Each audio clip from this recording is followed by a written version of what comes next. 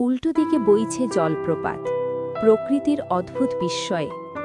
ভাবুন তো, আপনি পাহাড়ের ধারে দাঁড়িয়ে সুন্দর এক জলপ্রপাত দেখছেন, কিন্তু হঠাৎ দেখলেন পানির নিচে না গিয়ে উল্টো দিকে উড়ছে। ঠিক এমনই ঘটনা ঘটেছিল অস্ট্রেলিয়ায়, যেখানে প্রকৃতি যেন নিজেই নিয়ম বদলে ফেলেছিল। এই ঘটনাকে বলা হয় রিভার্স ওয়াটারফল বা উল্টো জলপ্রপাতের ঘটনা।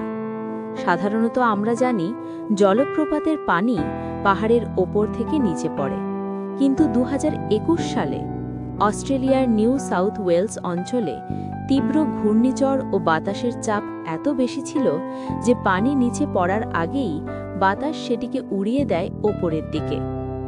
দূর থেকে দেখলে মনে হচ্ছিল যেন জলপ্রপাত উল্টো দিকে বইছে, অর্থাৎ পানি মাধ্যাকর্ষণকে অমান্য করছে। বিজ্ঞানীরা ব্যাখ্যা দেন, যখন বাতাসের গতি ঘন্টায় 100 কিলোমিটারের বেশি হয়ে যায়, তখন জলপ্রপাতের নিচে পড়া পানি বাতাসের চাপে উঠে যেতে পারে। এটা মূলত এক ধরনের উইন্ড আপড্রাফট এফেক্ট। এমন ঘটনা শুধু অস্ট্রেলিয়ায় নয়, ভারত, আইসল্যান্ড, এমনকি যুক্তরাজ্যেও কখনো কখনো দেখা গেছে। তবে অস্ট্রেলিয়ার ঘটনাটি ছিল সবচেয়ে স্পষ্ট ও দীর্ঘস্থায়ী। স্থানীয়রা তখন ভিডিও করে তা সোশ্যাল মিডিয়ায় পোস্ট করেন, আর মুহূর্তেই তা ভাইরাল হয়ে যায়।